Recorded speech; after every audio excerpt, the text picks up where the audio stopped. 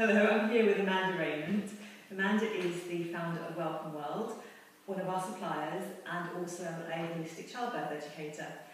So we're just going to chat a little bit about what Amanda does and how it impacts people who are pregnant and have babies, and also people in general, because Amanda works with a wide variety of people. So, but for us, obviously, what's interesting is the teas and how Amanda works with pregnancy, birth, and beyond that. So, what I'm interested in, Amanda, is how you got into this, because like a lot of us, we kind of get here when we have our first baby. So, is that similar with you? Yes, very similar. That I mean, it's 28 years ago now, but when my first son Tom was born, the so-called outcome was unexpected. Yeah, the beauty of Tom. But the actual experience wasn't how I'd planned, and I did have an idea of how I was going to birth him. And Tom was born by an unplanned cesarean. Okay. Yes. Yeah. And as a result of that, I looked for healing for myself. I felt uncomfortable with the experience I'd had. Now, I see it as a blessing. But at the time, I had a feeling that it wasn't right, I suppose, and that I would have liked it another way. Yeah. But now I've come to the place, well, many years I came to the place of, the form doesn't matter. The purpose and the experiences is what counts. Yeah. So was it that experience that led you into herbalism as well, or was that something you'd done before? No, the experience led me into, as I said, seeking peace within my own mind for the experience I'd had of the birth that Tom and I had gone through together. And then at that time in the UK there wasn't that much available, and so I did look to Europe and America and did trainings. I was a childbirth educator, and that was a way in which I came to peace within myself. Yeah. And so, and then further along the line, I, after working with pregnant women and birthing women, I began my enthusiasm for herbal medicine, which was, I was a kind of home herbalist at the time, just my own enthusiasm using that with the families. I then began to train professionally as a herbalist, and it's a long training, and that was the beginning of bringing herbal medicine and the family together. Yeah. That's the package I offer, if you like. Yeah. And with the herbs, is it it's not Chinese, is there some kind of, what's the difference? Yeah, it's European and North American. Obviously, echinacea, say for example, is North American, but now we grow it in the UK as well. But so I would call it European and North American. I come from the herbal family, if you like, of what's called master herbalists, and they're from the teachings of Dr. Christopher and Dr. Schultz, and it is like a family again. That all the practitioners, as most professionals do, belong to an association, the Association of Master Herbalists, and those are the herbs that I work with. I like to call them backyard herbs because a lot of them grow in our country, although I'll also say that a lot of the herbs I bring into Welcome World are imported just because we don't have the suppliers in that way in the UK at the moment. Yeah. But more and more farmers are growing herbs in the UK, which is wonderful. Yeah. And your herbs are organic and wildcrafted. Right, okay, so it would be one or the other. Okay. Yeah. So let's just talk about the teas that we sell in the shop, and also the packages that you do. So I mean, one of the main, the best-selling one I suppose is the raspberry leaf. Yeah. And it's interesting that the misconceptions about raspberry leaf tea, because you get people coming in saying, "Oh, I was told not to drink it Yeah. at all during pregnancy because it can start labour, and then some who say just to drink it in the last trimester. So can you just give us the truth about raspberry leaf, really? Yeah. Well, in lots of ways there are many opinions around raspberry leaf, but the opinion that I work with is to drink raspberry leaf in the last trimester, in the last 3 months of pregnancy. Before that, Welcome World offers the pregnancy joy tea, and then they can be mixed together, or you can change and start drinking the raspberry leaf tea. And my reasons for saying that are that what is the purpose in anxiety, if you like? There is none. And so, if you're reading on the internet or in books that raspberry leaf isn't safe, then and you're anxious around that, either ask a professional herbalist for their opinion and see how you feel from that, or let go of it. Yeah. Drink nettle and alfalfa and oat straw and lemon balm. So, I never see any purpose in making ourselves drink something that we're not comfortable with. Herbs are like foods. They're to enjoy and go to the cupboard and enhance well-being, not. Yeah. So why should you take raspberry leaf tea? If it's something you. Yeah. Well, for centuries and centuries, women have drunk raspberry leaf tea, and it strengthens the uterus. It's packed full of iron and calcium, and it also kind of lifts the spirits in many ways. It's a strengthening plant, and it's a sustaining plant, and it does have a direct effect on the uterus. So it begins strengthening the uterus, preparation for birth. Yeah. But as I say, also it is full of minerals and vitamins. And raspberry leaf isn't just for preparing for birth. If we keep it in the kitchen cupboard as our children grow, it's because it's astringent, it's great for diarrhea, and also all the vitamins and minerals in it then means if you've been dehydrated through diarrhea, or tummy bug or something, then again it strengthens the whole system. I used it a lot with one of my sons who, when he became a teenager, he was immense amount of sport that he enjoyed and played, and he experienced what is sometimes called growing pains. For me, that's always an indication that the body is kind of asking for a little bit of nurturing around calcium. And again, I used raspberry leaf, and that helped. And it helped enormously. And I offer that to clients as well, that any kind of discomfort in the body, raspberry leaf is nice in that way, packed full of calcium, so really lovely. Yeah. And then the raspberry leaf that we sell and you make is dried raspberry leaf. Can you use? Yes, if you wanted to, if you had an allotment or you grew raspberries in your garden, then yes, pick them and dry them in the airing cupboard or in your kitchen, hang them up. Do they have to be dried, or can you use them fresh? Use them fresh. With mint, you can use fresh mint. Yeah, it's fine. So you can use them fresh. Yeah, you can use them fresh, but it's a short season, isn't it? Yeah. So, yeah. Okay. But then, so raspberry leaf can be drunk throughout your lifetime. I mean, also as just a general nutrient, I was led to as well. That's right. Yeah. I mean, it would be wonderful for anybody who's experiencing menstrual cramps or any kind of irregular. It's not that ever that our menstrual cycle is irregular. It's more that there's a feeling within us that we would like more rhythm, more flow in the menstrual cycle. No right or wrong menstrual cycle, as many people are teaching now. But raspberry leaf can just help bring that into your own rhythm. Okay. And also if you get mid-cycle spotting, raspberry leaf is lovely for that. Because some people, an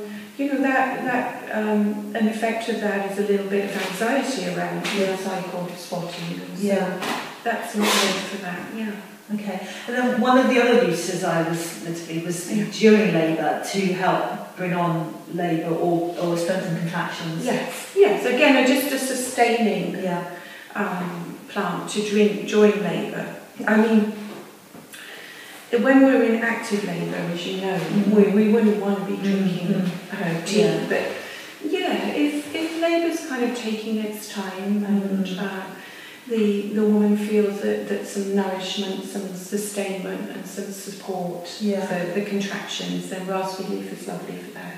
Okay, and you would just have an ordinary brew rather than anything stronger? Yeah, just make a pot of it. And I often say it's nice for the doula and for the midwife and anybody who is happy to drink it, the father of course, you know, whoever's there supporting the woman through a long labour, or even a short labour where that is felt that's helpful, that it kind of lifts the spirits. And it's like, this is nice. Okay. Yeah. One of the other things that people sometimes say is, they're just taking raspberry tablets. Yeah. What's your... Yeah, well, again, you know, it's all opinion, no wrong or right way. Yeah. And if tablets speak to you, then take those tablets. But, you know, it's not my way, it's not my enthusiasm. Yeah. And, you know, I like the interaction with the plants. I like the relationship. And I enjoy making pots of tea. Yeah. There's a whole kind of niceness about doing that. It's for me, it's a symbol of stopping. Like even if it's just a symbol of a moment stopping, that we stop and we make the pot of tea, and then we rest back and enjoy. But I do nothing wrong at all, of course, with taking the tablets. You know, everybody do what's best to them. So the other tea, you mentioned the pregnancy joy tea, and what does that contain? So in pregnancy joy tea there is alfalfa, which is absolutely packed with nourishments. Alfalfa, the roots go right down deep into the earth, and so it draws up all the vitamins and minerals from the earth, if you like. Wonderful, sustaining, supporting herb. And then there's nettles, which is, you know, every pregnant woman's best friend. Nettles, again, you know, rich in supporting and sustaining well-being. There is oat straw, which, you know, I always say is my favourite plant on the earth. And oat straw reminds me of self-kindness, of nurturing, of being gentle with ourselves. But again, is packed with nutrients. Oat straw also supports the nervous system, and for most of us, pregnancy means change. You know, it can be happy change, or it can be anxious change. You know, and it can change daily as well. And so to support the nervous system is good. And lemon balm is also in there to support the nervous system and to give it a nice taste, if you like. And again, lemon balm lifts the spirits. It's got a kind of light kind of feeling about it. But I choose to put it in formula with the oat straw to support the nervous system. And my belief is that if we support the nervous system, we're also supporting the immune system. If we support the immune system, we're supporting the nervous system. You know, it's a busy world we live in, and there's nothing wrong with that. But for most of us, we're moving pretty fast most of the time, and so, you know, frazzled nervous systems are common. And to just be gentle with the nervous system in that way. So at the same time as having this kind of opportunity to relax and take by, you're also putting in lots of minerals and vitamins. I mean, to me, herbs, plants, whatever we want to call them, is food. That's why I call it kitchen cupboard. Because we can have, just as we can have barley and other good foods in our kitchen cupboards, we can go to our kitchen cupboard and we can use it as an act of self-kindness, if you like, as an act of self-love. It's like, be gentle with ourselves and just put good things. A lot of my work is not about taking things out of our diet, but by putting things in. And then our own rhythm, our own level is found. Whereas if we're continually taking things away from ourselves, it kind of feels like we've done something wrong and we're trying to fix ourselves. So I come in through the other door of Let's be gentle, let's be kind with ourselves, and and let's enjoy as well. Yeah, that's you know, a nice antidote to the kind of, well, you mustn't have this and you mustn't have that, which that's is right. what you're often told when you're pregnant and you have generally, aren't you? Yes, that's right. And actually, you know, it's kind of, we're learning, you know, what we're wanting to offer to our children is love, of course, and tenderness and support. But, you know, pregnancy is a great opportunity to learn to give that to ourselves as well. And then, as we're mothering, we include ourselves. Rather than it totally being in our child's business continually and our whole focus being on the child. This is a journey, as you know, we do together. You know, the whole family that does it. But I'm just talking about mother and child at the moment, but it includes everyone. Whereas if we get distracted and just focus only on the child, we move to that place of sacrifice and exhaustion. And, Okay. So, about the other teas, you have a breastfeeding support tea, which is, I think, our best-selling tea, because, well, you tell me why. Well, it is Welcome World's best-selling tea. It's called Mama's Nursing Support Tea. And, I don't know exactly why it's our best-selling tea, but I can kind of imagine from the feedback that comes back to Welcome World that as you know, the journey continues after the birth of the baby, and whether we're breastfeeding or not, that journey continues. But some women choose to breastfeed, and that just as the whole parenting journey can be a unique and new experience, breastfeeding is for some women. And my sense is that it's a kind of way that women can, as I said earlier, be kind and gentle with themselves and offer themselves that support. It's also a time where they're interested in what they're putting into their bodies because of the fact that, you know, they're producing the breast milk and they're wanting the best for their child. Just equally as someone who is bottle feeding their child wants the best for the child. So they will explore the different formulas that are available. But when we're breastfeeding, it's kind of about what we're putting into our bodies. I mean, it is a natural process, and the milk appears without the woman seemingly having to need to do anything. I mean, she doesn't sit there and think, right, this morning I'm going to produce milk. It's just there. I mean, wow, what a blessing that is. We don't sit there and think, oh, today I'm going to produce colostrum. It's there after the baby's birth. It's just a beautiful blessing. Life provides in a way. But again, for most of us, we need some support. And the breastfeeding tea I see is an offering to ourselves of self-kindness in a way. Of recognition of this beautiful work that we're doing, of feeding our children and including ourselves in it. So, what are the ingredients of the breastfeeding support? So, in the breastfeeding tea is the most supportive herb in there is holy thistle. Sometimes it's called blessed thistle. And this is the plant that really supports the physiology of breastfeeding. And then in with that is fennel seed, which again supports the physiology of breastfeeding, and also nettle and raspberry leaf. And we've talked about why nettle and raspberry leaf. And again, they're both, all four of those are plants that support breastfeeding. But the one ingredient out of that formula that I wouldn't leave out would be the holy thistle. Okay. So that everything else kind of adds on to holy thistle. Holy thistle is a very, very bitter herb, as I'm sure you've had feedback in the shop. I haven't had that feedback. Right. So it is a bitter herb. So also the raspberry and the nettle and the fennel in particular kind of enable that to ease the bitterness of it. But also the feedback is that the women don't mind that it's bitter. They kind of enjoy the variation of taste, and that's something that herbs offer us just as spices do. It's kind of like an unexpected taste.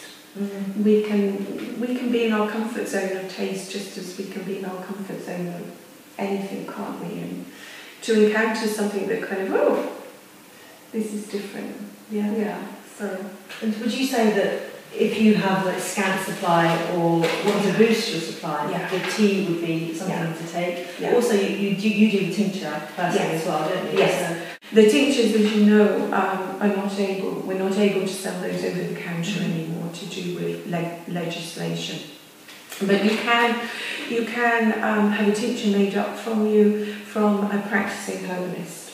And so if somebody wanted to use the tincture rather than the tea, they could come directly to me as a client, as a patient, whatever you want to call it. And I am able to supply tinctures in that way. But the tea, would be wonderful if anybody was experiencing difficulty in any way with breastfeeding, whether that is the thought that there's not enough milk or that it's uncomfortable in some way. Or also I've worked with many women who, for whatever reason, their feeding relationship, if you like, with the child started out with bottle feeding. Maybe the baby needed to go into special care for a little bit of time, or maybe the mother herself wasn't well after the birth, or maybe she simply thought that what she wanted to do was to bottle feed, and then she changes her mind. And then you can start breastfeeding anytime you want. And so that isn't always known. No, it's not. People seem to think if you have if your baby comes up for any length of time.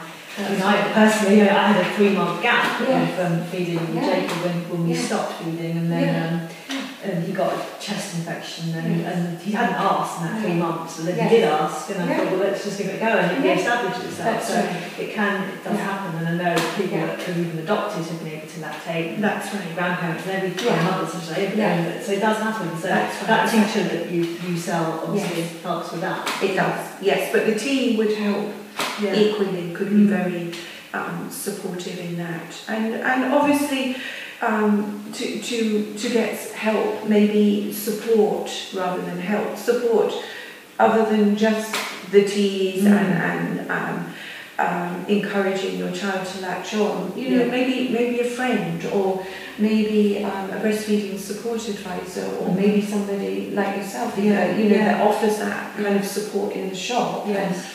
Kind of, maybe you're talking in the shop with them, or maybe you'll direct them to a practitioner. Well, I do.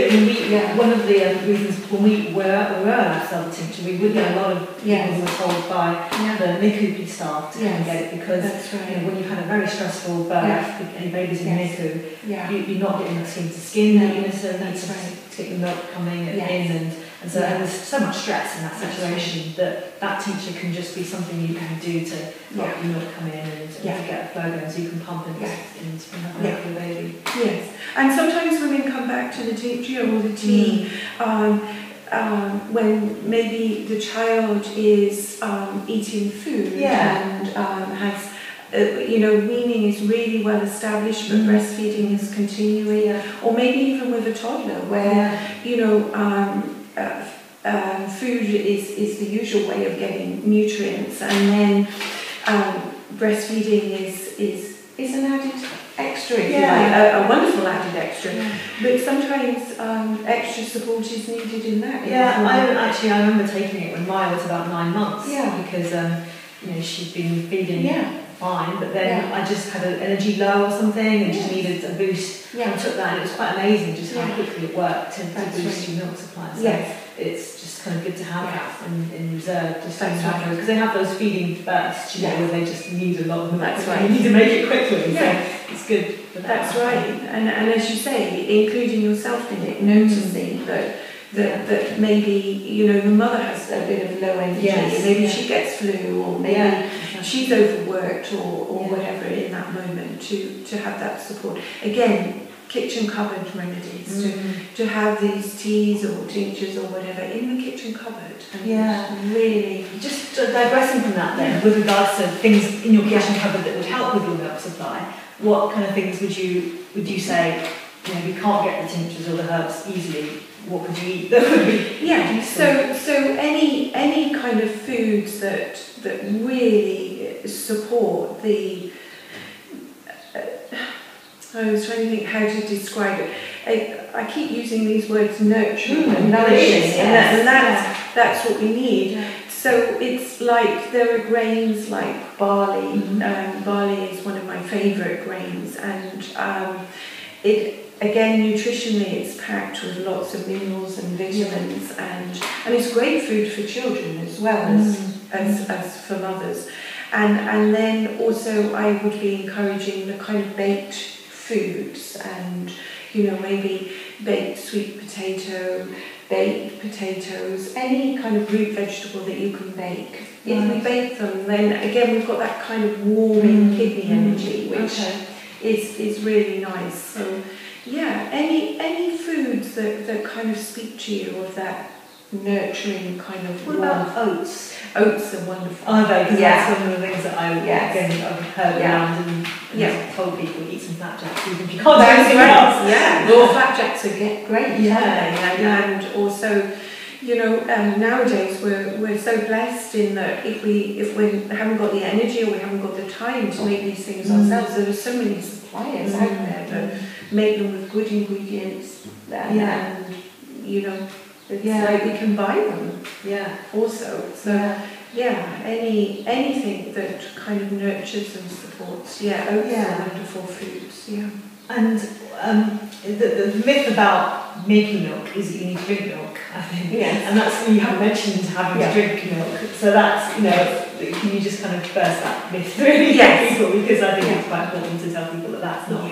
It's not necessary at all. That we can, as I talked a lot about calcium, we can get calcium from leafy green vegetables, we can get calcium from nuts, we can get it from grains, we can get it from herbs. So you know, there are millions of ways of getting calcium and iron and all the things that we believe milk gives us.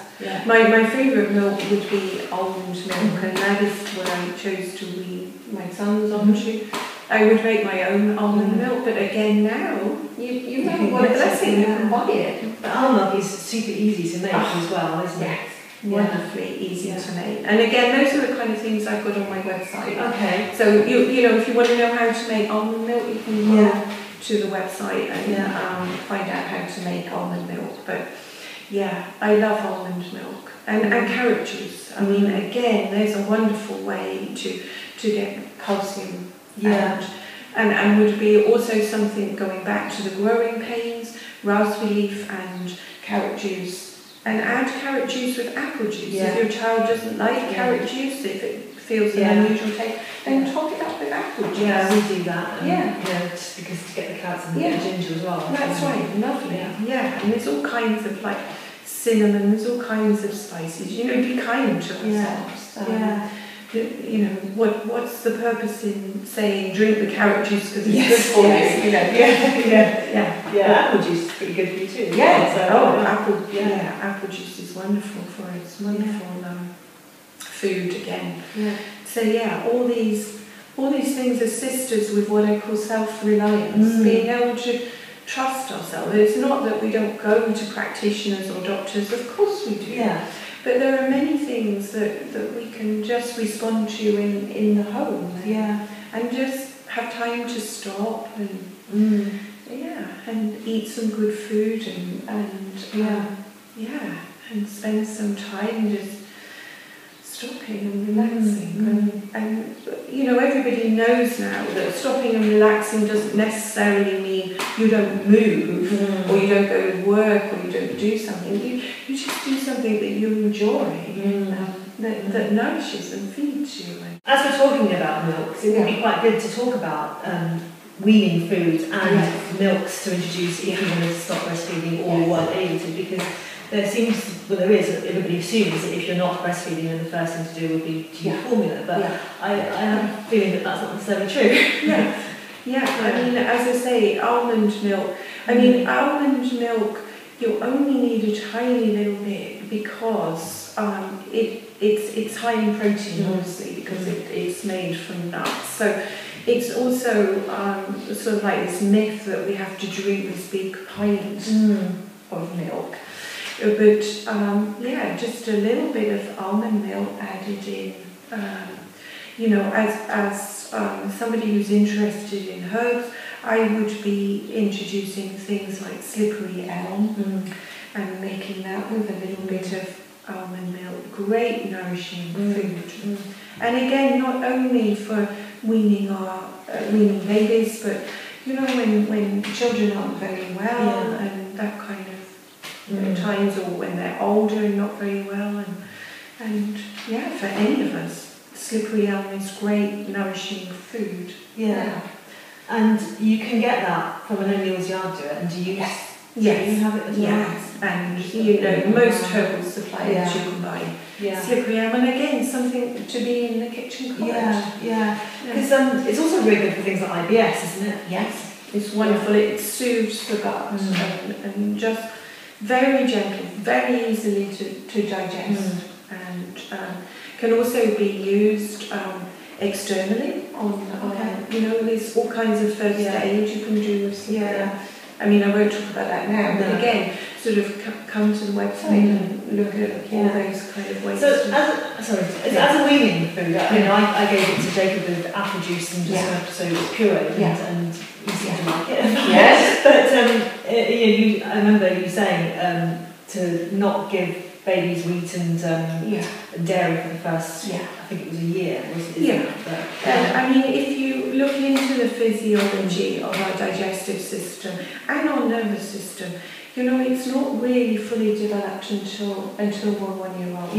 And so, again, just be gentle. You know, just allow the child to lead in a way, and allow yourself to listen inwardly. You know, there's so many opinions out there. I mean, we were talking about that recently, weren't we? But, you know, there's opinions on how to do this, how to do that. You know, I hope that my message always comes across as trust yourself. You know, listen to what feels in your heart, and what's in our heart is of course comes from the same source as what's in our child's heart. And listen inwardly to yourself. It's kind of if your child is responding in a healthy way and you can see a natural rhythm and happiness and those kind of signs, if you like, then trust that. Because there's, you know, one of the things I remember when both mine were young was these people saying, oh, you must give them this by then, otherwise they won't be able to take it, or they must drink it by then because there's a window of opportunity. And you just think, well, how many people do you know that are just eating pureed food because they will miss their mother missed the opportunity? It just isn't true, is it? No. And if a child did just breastfeed for 9 months a year, actually, that would be fine, wouldn't it? So, that's right. That's a good way of looking at it, and the same as, you know, when we're anxious that maybe our child didn't sit up or walk at the time the books say. Again, you know, your answer, well, how many adults do you see? Still falling. That's a different matter. Yes, we're not talking about that, but yes. I mean, we do things in our own rhythm and our own time, and what a blessing for a child to be offered that spaciousness, to find its own rhythm rather than, you know, you need to eat this at such and such a time. You know, then meal times become easier, don't they, as well? Well, having had, you know, Maya, which I did some pureeing with, and then Jacob, I just let him have whatever we were having. It was so much easier doing baby-led weaning, and I mean, it's now, you know, generally accepted that baby-led weaning as a term, baby-led weaning, but it's just for me easy weaning. That's right. And we all have our stories of that, don't we? We all have our stories of our children that only ate this and only ate that, and now we see them as men and they're beautiful and they're healthy and I think you do have a lot of people who do get anxious around that kind of, well, some 4 months to sort of 9 months period. I mean, 4 months is regarded as still quite early now. That's right. And 6 months kind of is, but still, it's not 6 months. I have to be eating 3 meals a day. That's right. Is it? Yeah. So it is. I mean, the whole parenting journey is really around. I would say it's around authority in a way. All our authority issues come forward. It's kind of, who are we going to listen to? Are we going to trust ourselves? Or are we going to keep looking outside of ourselves for all the answers? And in that, I'm not saying that we don't go to other people and hear their opinion and research. Of course we do. You know, we listen and then we assimilate it, and then we ask ourselves, does this feel true? Does this feel real for me? And then to trust that. And you know, no one knows their child more than the mother. And of course, in that I'm always including the father. Saying mother and child. Of course. How could it be any other way? But yes, there's quite a strong tendency in our world at the moment not to trust ourselves, isn't there? But you know, I'm also seeing many demonstrations of pointers saying, you don't trust yourself. I agree, and that's definitely my philosophy, because you do know your child, and it does disappoint me when I do talk to mothers who are told, their baby's not doing this, not doing that, not this weight or whatever. And if we can, leave our children alone. And again, I'm not meaning we don't care for them and we don't nourish them, of course we do, and we include them. But you know, if there's an anxiety, attend to that in ourselves rather than project it out onto the child and busy trying to fix the child. Come back to ourselves and ask ourselves, what is it that is disturbing me in this situation, and inquire in that and look to that and come back to ourselves. You know, to bring everything back to ourselves. And again, I'm certainly not saying that we just leave the child without nurturing or nourishing. Of course I'm not saying that. But what I'm speaking of is anxiety. You know, leave the child alone emotionally and psychologically. You know, take responsibility for that within ourselves and look to that. And then we see there's nothing wrong with our child there. Exactly, I agree, because you know, I see a lot of books as well that sort of basically focus on fixing the child, and actually, if you fix yourself, the child will follow, won't That's right. They're just mirroring what you do anyway. So if you're worried about how the child's being turning out, then actually look at yourself first, because that's where it lies, isn't it? Yes, if you want your child to be happy yourself, and offer happiness. As a way of life. As a way of being, definitely. If you want your child to be peaceful, then be peaceful yourself and offer peace. But most of us have to inquire inwardly how to do that. I mean, that's the opportunity that arises when you become a parent. That's what I mean by the authority issue. It's like, you know, are we really going to take this beautiful opportunity to dive into ourselves, which is what parenting offers us. I'm not saying it's easy. For most of us, it's not easy to come back to ourselves, but the nectar is waiting there beautifully. And that's how we free our children. Not by trying to fix them. That's a distraction. And I'm also not saying it's wrong if we try to fix them, because, you know, as parents we all do that at different times. But then when we begin to recognise that, the words I often use to clients is be the detective of ourselves. When I notice I'm interfering in my children, well, they're not children anymore, when I used to notice I'm interfering in my children's business, or even now as men, if I notice I'm interfering in their business, kind of stop. Okay, you know, stop and come back. And what is this really about? And inquire inwardly around that. So Okay, so let's get back to teas again. So we were talking about the pregnancy and the mother and the nursing tea, and there are also things like the perineum wash, which isn't, well, it is a tea, but it isn't a drinkable tea. So. No, that many herbal teas can be used as washes or baths, and I love using herbal teas in that way. I love using them as foot baths. I love using them, well, if we come back to the perineum wash, that's what we were talking about. So you would make that up as a strong brew, much stronger than if you were going to drink it.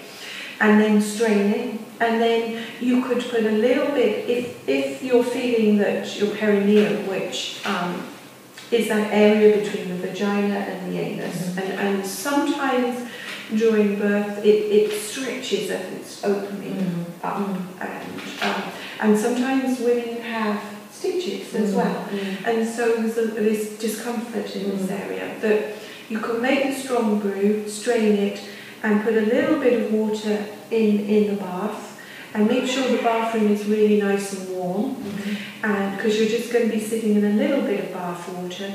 Add the jug of strained tea into the water, and have the bath come so your vagina and your bottom is kind of covered in the water, and then you just literally sit in that, and it's soothing and again helps heal any kind of discomfort that has been in that area. I also encourage women to relax while they're doing that, for that to be the time of focus, because often when we've had any kind of discomfort in the physical body, we kind of tend to do that, and we all know that the answer is to open. But when we've done that because we believe that's where our safety lies, and that's a kind of natural response in a way.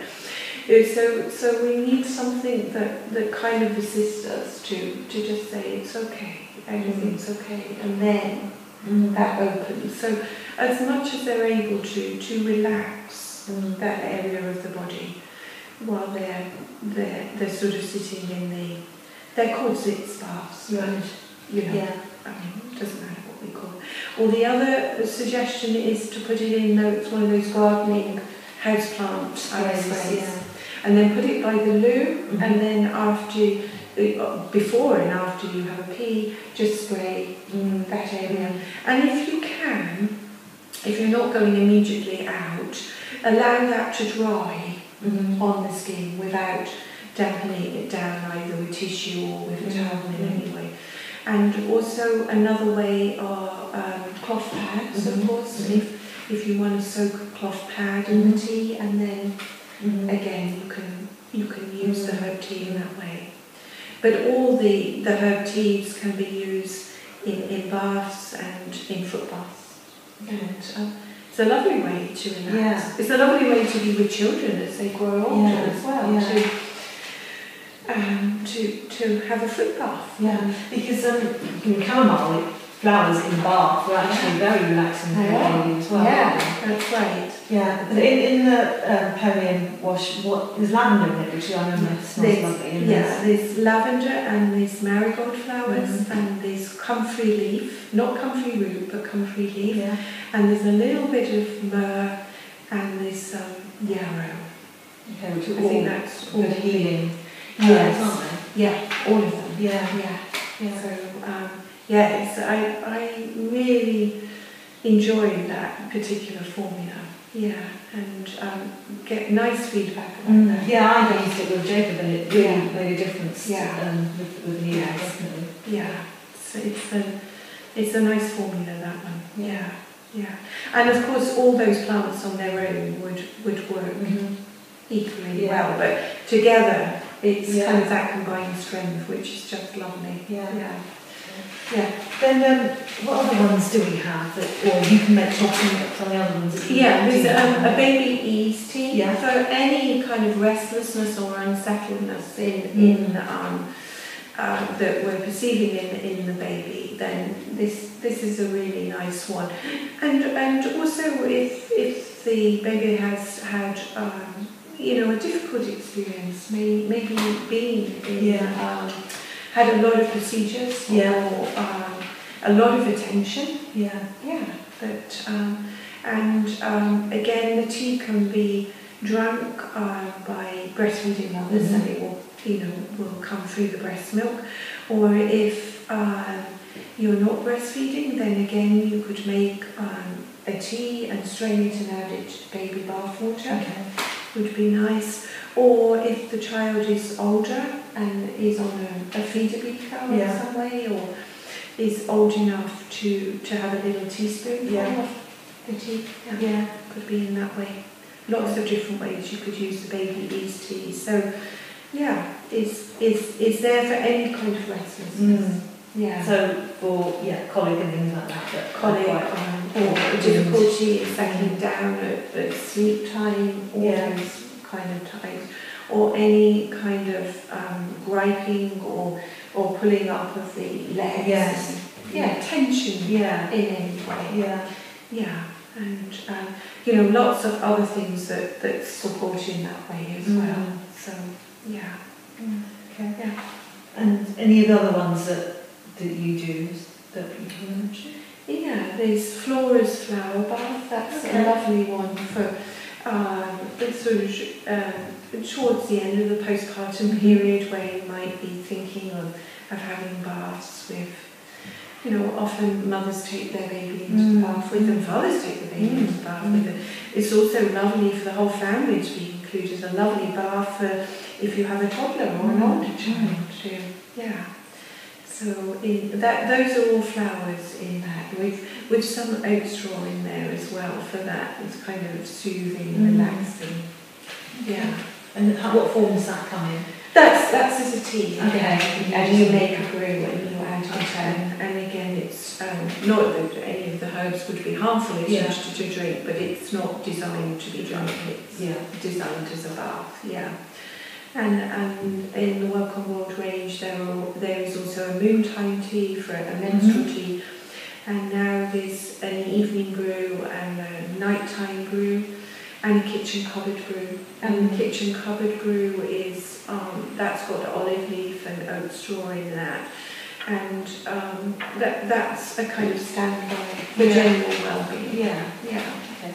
So as you're talking about kitchen cupboard stuff, that's.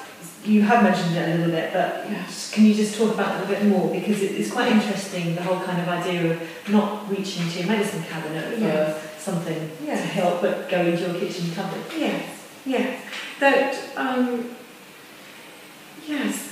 the essence, if you like, of the particular herbal model that I offer is around the kitchen cupboard. That of course we need practitioners sometimes, and we need to take ourselves and our children to practitioners like myself who are qualified as herbalists.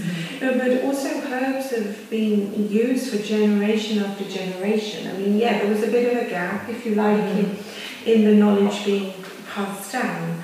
But it used to be that herbal knowledge was passed down either from grandmother or from auntie or from somebody local in the village, and then it could be brought in to the home. And in a way, that's a role that many practitioners are taking on now, of sharing that information and saying, actually, you can trust yourself to use these herbs and use these for foods in your home.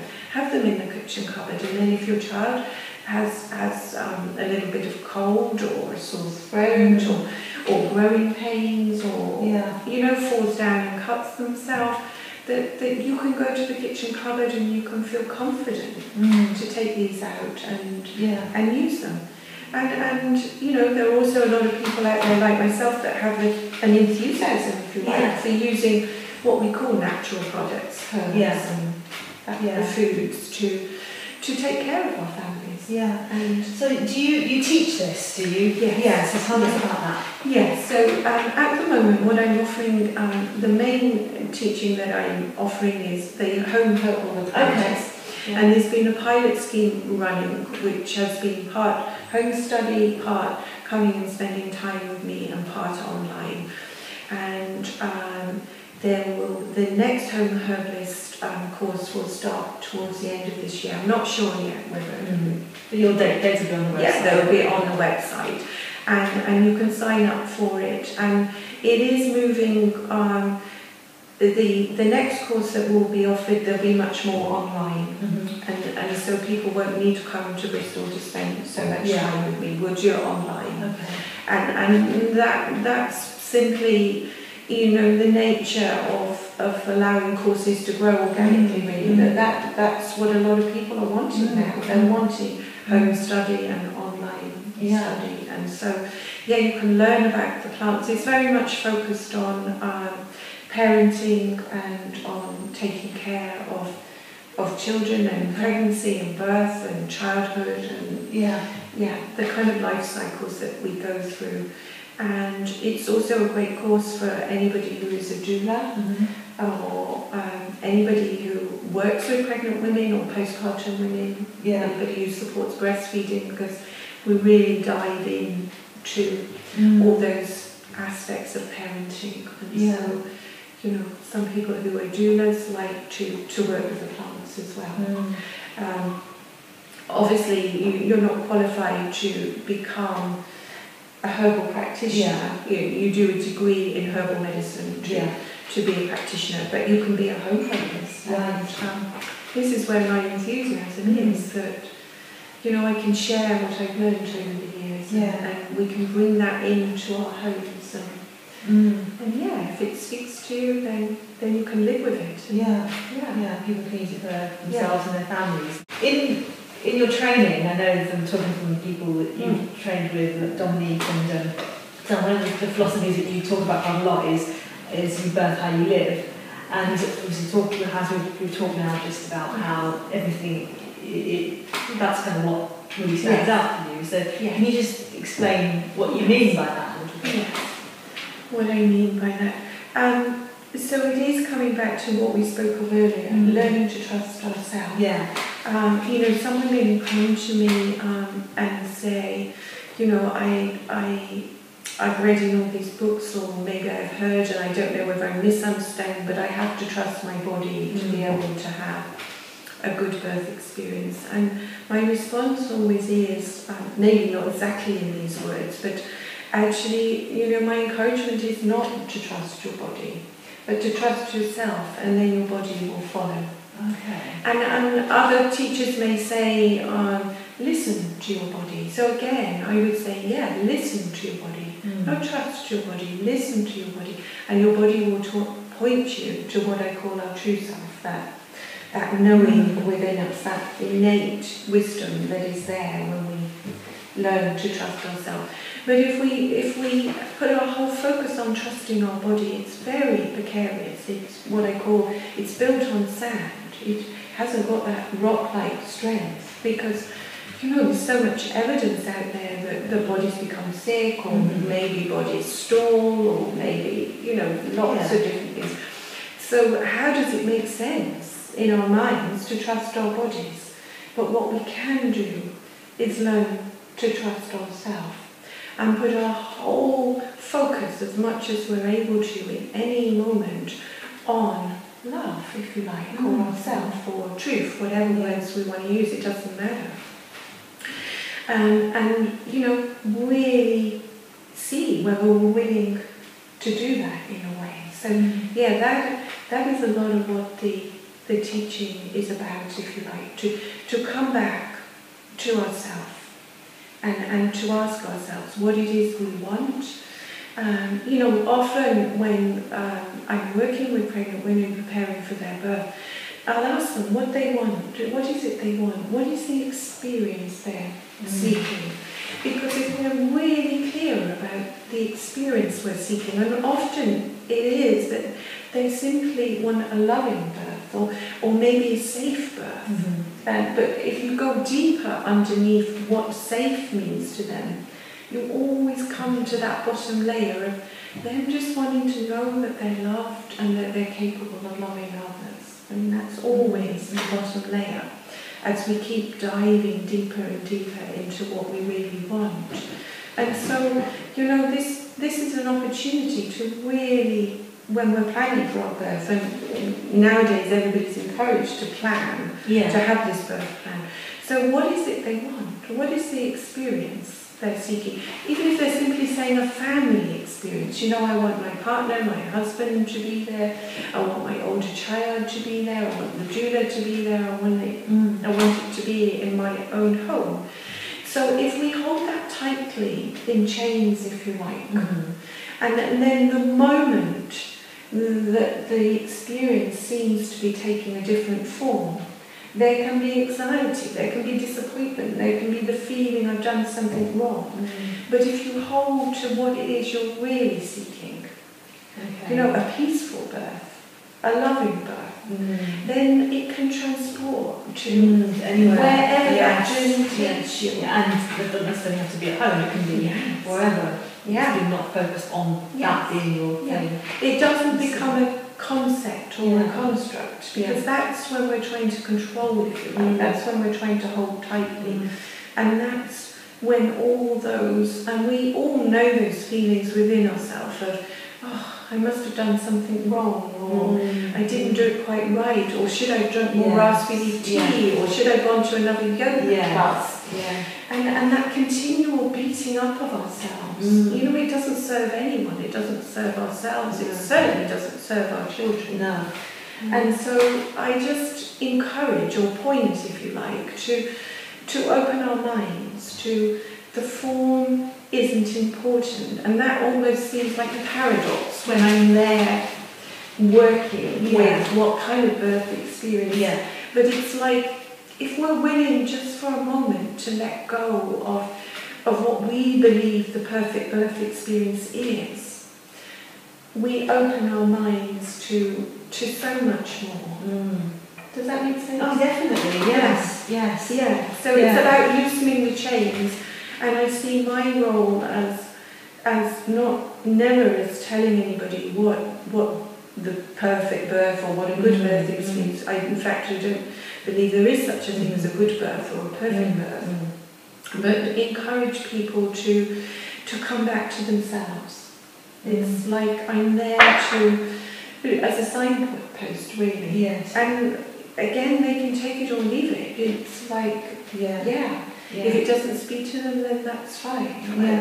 In my experience, most people kind of go, because there's no recipe, there's no formula. It is just, what do you want? And then we go from there, but not that surface level. We start at that.